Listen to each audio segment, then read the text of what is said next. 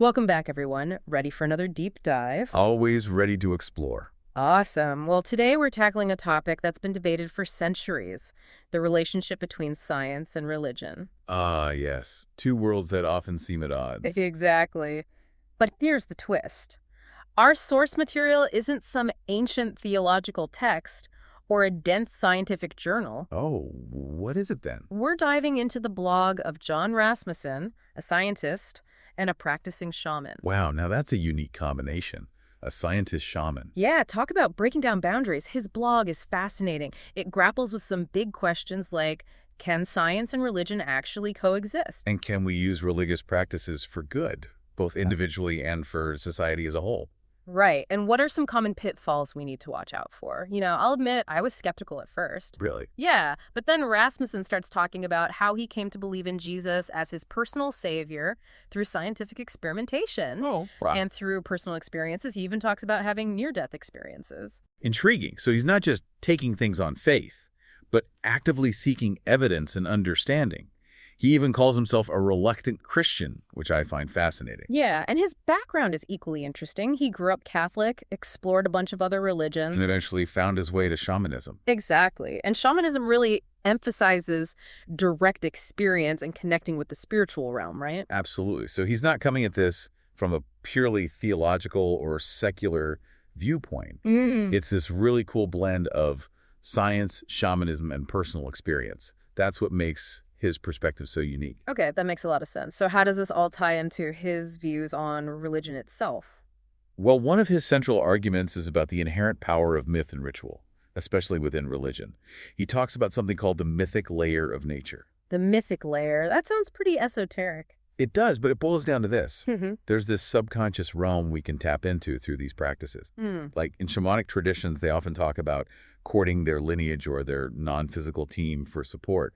Oh, interesting. It's like building your own spiritual advisory board, drawing on the wisdom and energy of those who came before you. No, that's a cool way to think about it. And I guess in a way, a lot of religious practices involve connecting with a lineage, right? Yeah, definitely. Whether it's studying scriptures, following traditions, or just that feeling of belonging to a larger spiritual community. And Rasmussen suggests that even things like visualization, cultivating gratitude, and mental prayer can be powerful tools. If we use them effectively, yeah. He sees them as ways to tap into this mythic layer, to connect with what he calls higher beings. And ultimately, to create positive change in our lives and the world around us. Exactly. So it's not just about blindly accepting religious dogma, but about actively using these practices to connect with something bigger than ourselves. Exactly. But he's not naive about it. He acknowledges that religion can be misused and even cause harm. Oh yeah, he definitely doesn't shy away from that. Right. He talks about how certain beliefs and actions within religion can be really damaging. But then how does he reconcile that with his belief in the power of religion? It seems a little contradictory. He sees it as a matter of intention and understanding. Like, he argues that a lot of the misuse of religion comes from people acting out of fear and ignorance. So they're trying to use religion to cope with their own internal struggles? Yeah, they might be seeking relief from something or trying to find a sense of control in a chaotic world. But he says that's not what true religious practice is about. It's about something deeper than that. Right. And he actually outlines 5 key ways he thinks people can go wrong in their religious practice. Oh, I'm all ears. Let's hear about these pitfalls. Well, the first one is practicing out of fear of punishment. Like constantly worrying about divine retribution. Exactly. He says true practice should be driven by love, not fear. That makes sense. It's the difference between following the rules out of fear versus genuinely believing they lead to a better way of being. Right. And the second pitfall is getting fixated on personal gain. Like treating religion as a cosmic vending machine, right? Put in your prayers, get out your rewards. Yeah. He emphasizes that true practice should be about something bigger than just our own wants and desires. So it's not what can I get out of this, but Right. how can I contribute to something greater? Exactly. The third pitfall, trying to appease the figurehead of the religion.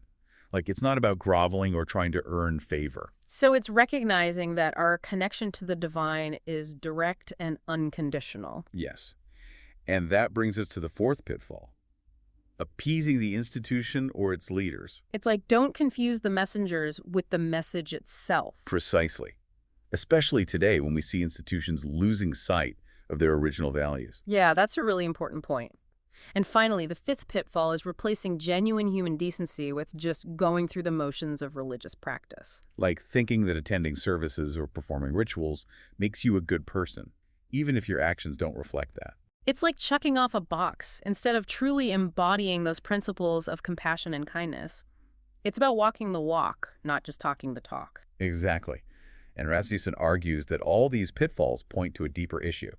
What's that? This is where it gets really interesting. What he believes that problems arise when we forget our inherent divinity. Okay, I'm intrigued. Tell me more. We forget that we're these powerful beings capable of so much, and we start believing we're powerless. Oh, I see. Like we hand over the reins to our lives and forget we can steer.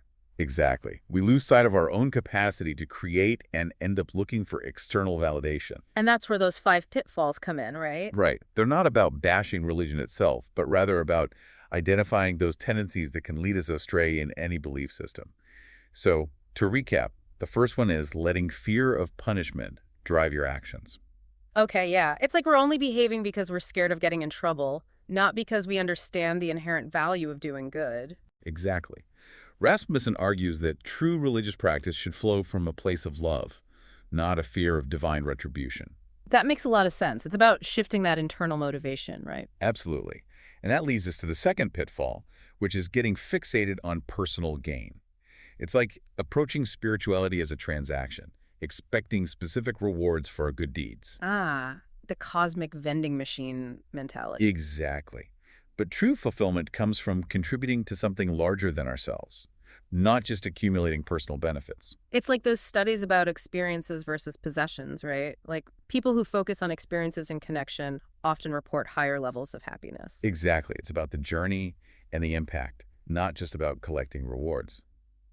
And speaking of rewards, that brings us to the third pitfall, which is forgetting that our connection with the divine, however we define it, is direct and unconditional. So we don't need to go through intermediaries or constantly try to earn favor. Precisely. It's not about groveling or proving our worthiness. We're inherently worthy of love and connection. That's a powerful message. It is. And it ties back to Rasmussen's emphasis on remembering our inherent divinity.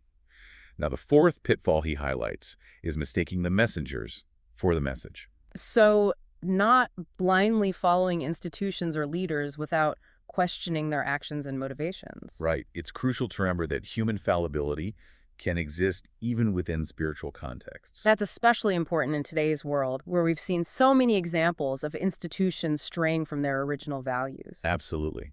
It's about taking responsibility for our own spiritual growth and not just blindly following anyone.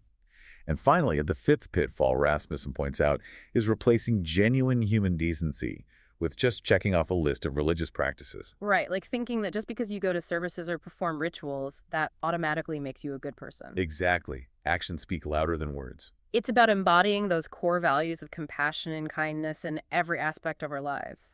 Yes, it's about walking the walk, not just talking the talk. And Rasmussen argues that all these pitfalls really stem from this underlying belief that we're fundamentally powerless. We forget our own inherent divinity, that capacity to create, and we get caught in those cycles of fear, seeking, and external validation. Exactly. So his solution isn't about abandoning religion or spirituality, but rather about transforming our understanding of what it means to truly practice these beliefs. It's about shifting our approach and recognizing our own power as co-creators, which brings us to one of the most fascinating ideas in Rasmussen's work, his vision of what he calls the garden. Ah, yes, the garden. Wow. It's a beautiful metaphor for the world we could create if we actually lived by these principles. Okay, so I'm picturing lush landscapes, maybe a few singing birds, but I suspect it's a lot deeper than just a pretty image, right? You're right. He's not talking about a literal garden, but a state of being, a way of relating to ourselves, each other, and the planet. So it's a vision of a more harmonious and fulfilling existence for everyone and everything. Precisely. He envisions a world where people live in peace and cooperation, where abundance and joy flourish, and where we exist in balance with nature. It sounds incredible, but also pretty challenging, especially given the state of the world right now.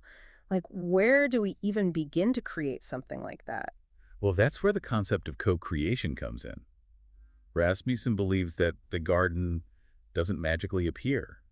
It's something we actively cultivate through our choices and actions. It's not about waiting for someone else to fix everything, but rather about becoming active participants in shaping a better future. Exactly. He believes that each act of kindness, each choice rooted in love, each moment of connection is like planting a seed in the garden. I love that analogy. It's so hopeful and empowering. It reminds me that even amidst all the darkness, there's always the potential for growth and transformation. And that brings us to what I consider the most crucial aspect of Rasmussen's perspective, the one that ties it all together. Okay, I'm on the edge of my seat. What's this key takeaway that brings it all home? It all boils down to choice. Rasmussen reminds us that no matter what we believe, what path we're on, or what obstacles we face, we always have the power to choose how we respond. Oh, I like that. It's so easy to feel like we're at the mercy of external forces, just reacting to everything that happens to us. Right. But he's saying we're not just passive bystanders. We have agency. We can choose to react with fear and anger, or we can choose a different path, one guided by love and understanding. That's powerful. It's about recognizing that we're not victims, but co-creators of our own reality. Exactly. And he really drives this point home with a question, a challenge that I think perfectly encapsulates his message. Okay, hit me with it. What's the question? He asks, in a world filled with diverse beliefs and systems, how can each of us contribute to creating a more harmonious and empowering experience for everyone? Ooh, that's a good one. And so relevant to the world we live in today.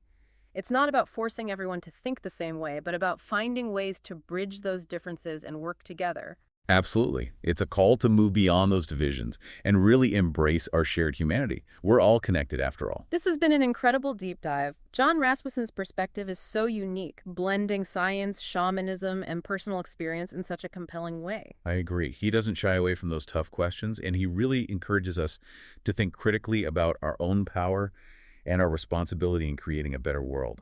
What really resonated with me was his emphasis on conscious choice and recognizing that inherent divinity within each of us.